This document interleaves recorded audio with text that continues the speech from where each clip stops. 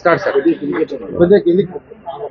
కొంచెం నేను గట్టిగానే మాట్లాడదు ఏం కాదు.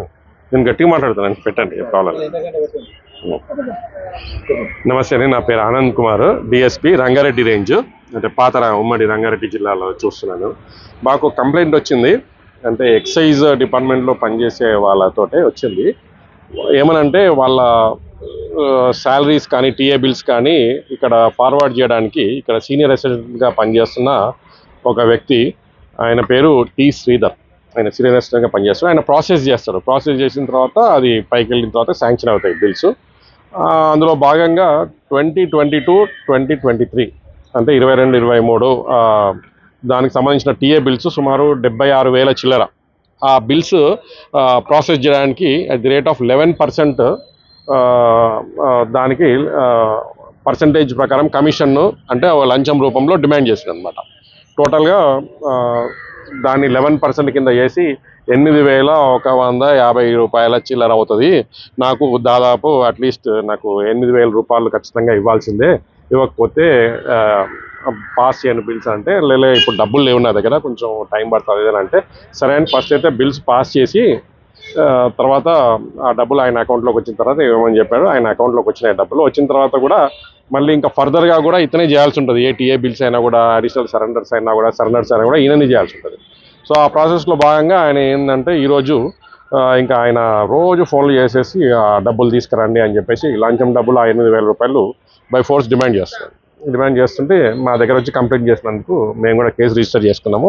చేసుకున్న తర్వాత ఆ 8,000 రూపాయలు ఈరోజు తీసుకొని వస్తే అతను సీనియర్ అసిస్టెంట్ టి శ్రీధర్ గారు ఆ డబ్బులు తీసుకున్న తర్వాత రెడ్ హ్యాండెడ్గా అతన్ని ఇక్కడ పట్టుకోవడం జరిగిందండి. అందులో భాగంగా ఎంక్వైరీ చేస్తున్నాము. ఇంకా దీంట్లో ఇంకా వేరే వాళ్ళకి ఎవరికైనా సంబంధాలు ఉన్నాయన్న కోణంలో కూడా మేము వెరిఫై చేస్తున్నాము. ఆ ప్రాసెస్లో భాగంగా ఈరోజు ఇక్కడ రావడం జరిగిందండి. ఎవరైతే బాధితులు ఎవరైతే పట్టించారో వాళ్ళు ఈ ఆఫీస్లోనే ఏ హోదాలో ఉన్నారు, టోటల్ అమౌంట్ ఎంత డిమాండ్ చేసింది? టోటల్ అమౌంట్ డిమాండ్ చేసింది ఇక్కడ ఆఫ్టర్ నెగోషియేషన్స్ 8,000 రూపాయలు. 8,000 రూపాయలు డిమాండ్ చేశారు. ఇక్కడ ఎవరు పట్టించారు? ఈ ఆఫీస్లోనే వాళ్ళ హోదా ఏముంది? ఇప్పుడు పట్టుబడ్డ వ్యక్తి సీనియర్ అసిస్టెంట్ టి శ్రీధర్ గారు అని చెప్పాను.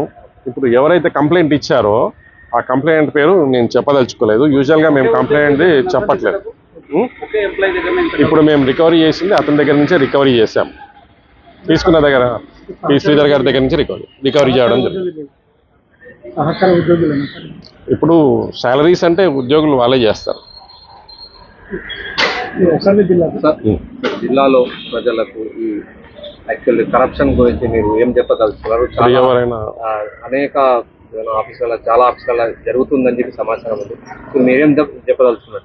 అందరికీ ఒకటే విజ్ఞప్తి అండి. ఇప్పుడు ఎక్కడ కరప్షన్ జరిగినా కూడా మాకు వచ్చిన కంప్లైంట్స్ అన్నీ కూడా డీజీ గారి ఆర్డర్స్ ప్రకారము కేసులు వేయడం జరుగుతూ ఉంది. అట్లానే ఎక్కడైనా కూడా ఈ వికారాబాద్ జిల్లాలో, తాండూరు జిల్లాలో మరియు వేరే రంగారెడ్డికి సంబంధించిన ఏ జిల్లాలో అయినా కూడా, పాత ఉమ్మడి రంగారెడ్డి జిల్లాలకు సంబంధించిన ఎక్కడైనా కూడా ఎవరైనా ప్రభుత్వ ఉద్యోగులు వాళ్ళు చేయాల్సిన పనిని చేయకుండా చేయడానికి డబ్బులు లంచం రూపంలో డిమాండ్ చేస్తే ఖచ్చితంగా 1064 అని చెప్పేసి టోల్ ఫ్రీ నెంబర్ ఉంది. అట్లాగే మా వాట్సాప్ అవన్నీ కూడా ఉన్నాయి.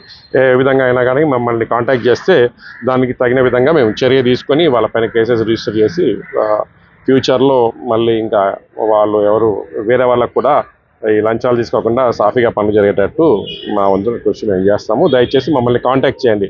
1064 టోల్ ఫ్రీ నెంబర్ అండి. Thank you.